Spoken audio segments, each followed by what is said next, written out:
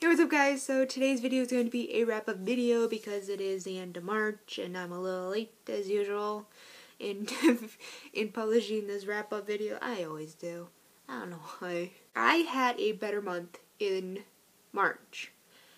I mentioned it in my last wrap-up video that I said I was going to be kicking it in the reading process, and I did.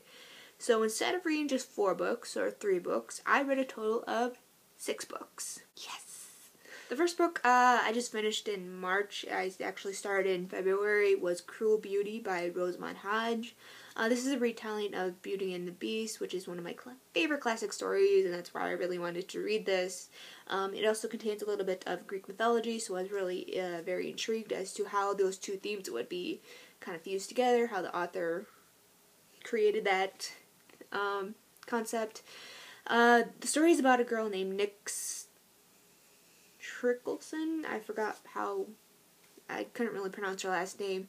But anyway, before she was born, she has been betrothed to a demon called the Gentle Lord from a bargain that her father has struck. And it's pretty much been her entire mission to actually kill this demon, just to save her family and also her kingdom. But once, of course, she meets the demon, it's not what she expects at all. This is the first YA book that I gave a very low score on because I had so many problems with this book. First of all was the world building in this. I was really confused at some of certain events and some of the descriptions that the author was trying to make. It was kind of hard to picture. I didn't really feel like the Greek mythology was really necessary in the story because it really didn't. Nothing was really associated with the Greek mythology. The second part I really didn't like was the writing of the story.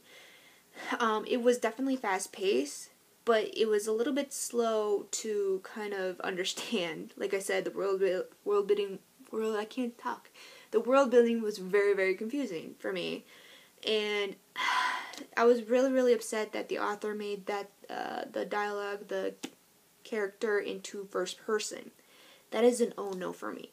I do not like when a author writes in first person of the main character, because I find the character then a little bit self-centered.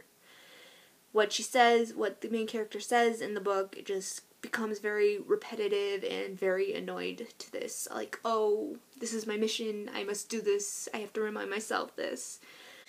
Like I said, it's an oh no for me.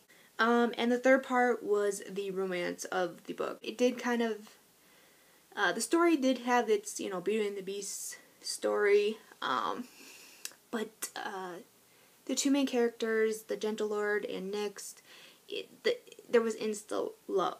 That's what you call it. Because right when she first meets him, she just all of a sudden starts falling in love, and it's not only does she fall in love with the demon, she also falls in love with someone else. But the character of Nyx, she flip-flops a lot of how she has multiple personalities. So, like I said, I had so many problems with this book. I ended up giving this a 1.5 out of 5 stars.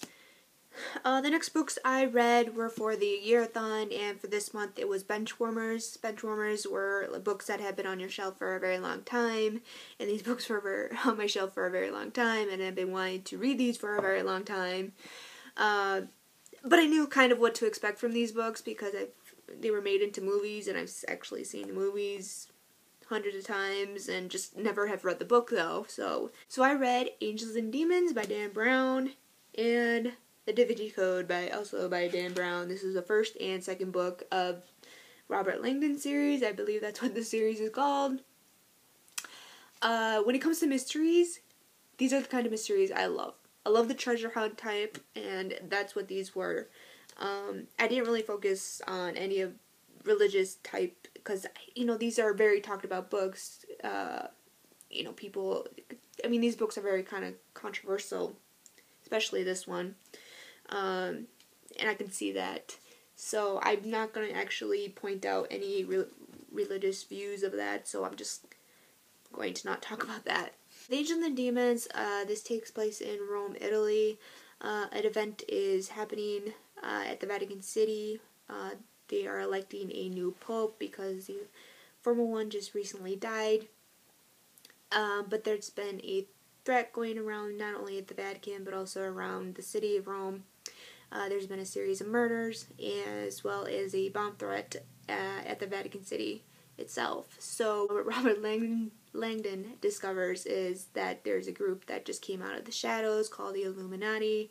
In order to find their lair, he has to follow what is known as the Path of Illumination. So it takes him to all these different places where he's finding all these murders happening. So Dan Brown really writes a very good story, very good book.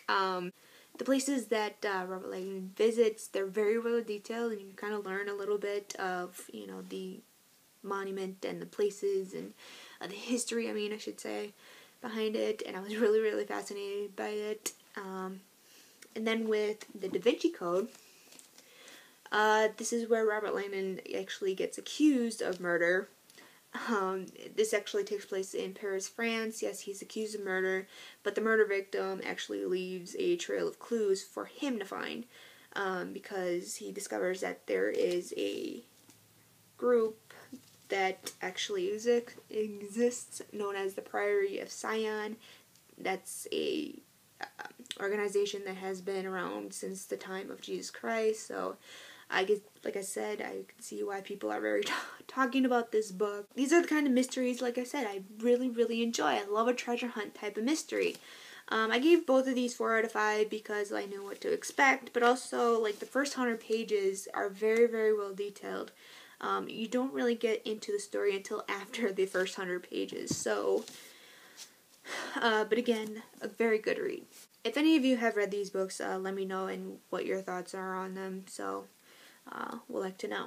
The next book I read was Dodger by Terry Pratchett. I just felt the need to read a Terry Pratchett book because he just recently died, so reading this book was kind of in tribute to him. I know his famous works are the Discworld series, but I don't really have any of those books, so this is the only book I got. Based on the look of the cover, it looks like a children's book or a middle grade book. It's not really. It's more young adult, of course. I did find it in the young adult section because there is a little bit of violence in this.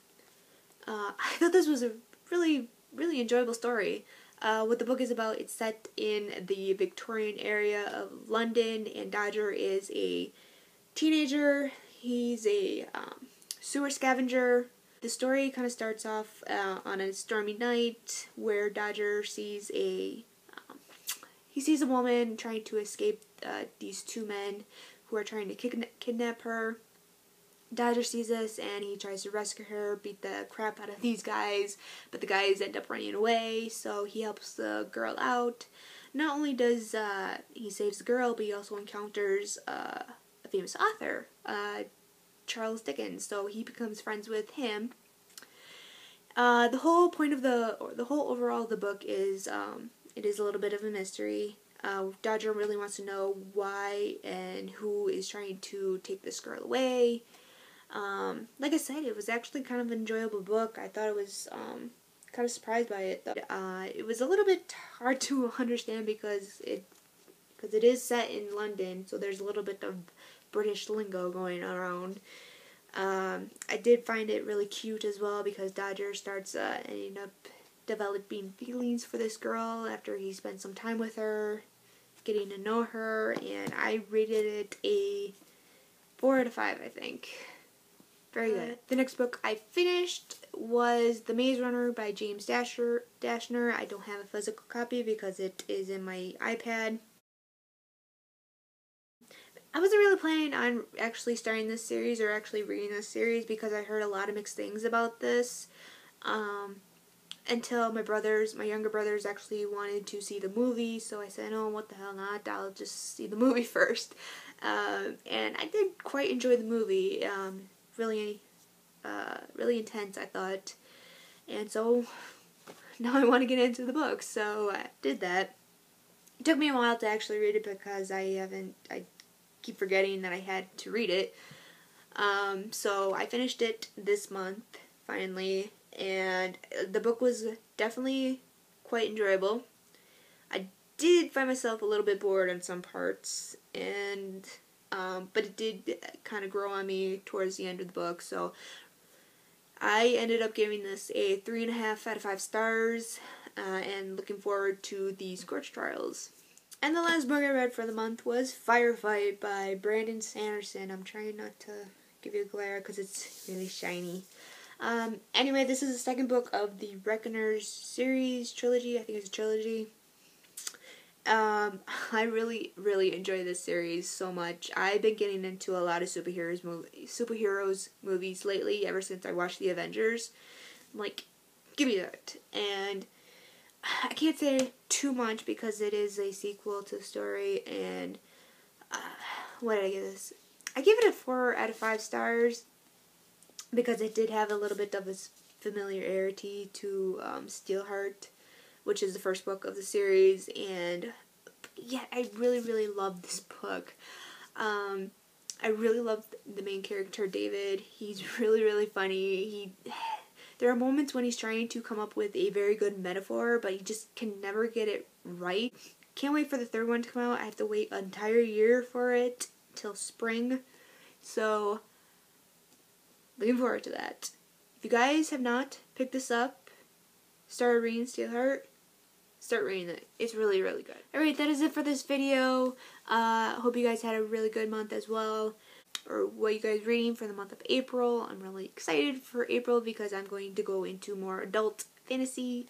So I'm probably not going to read as much as I did for last month. So that is a little bit of a bummer, but I do have to remind myself that my goal for this year is to read just 30 books. So I try not to pressure myself into reading so many books. So check you guys in my next video.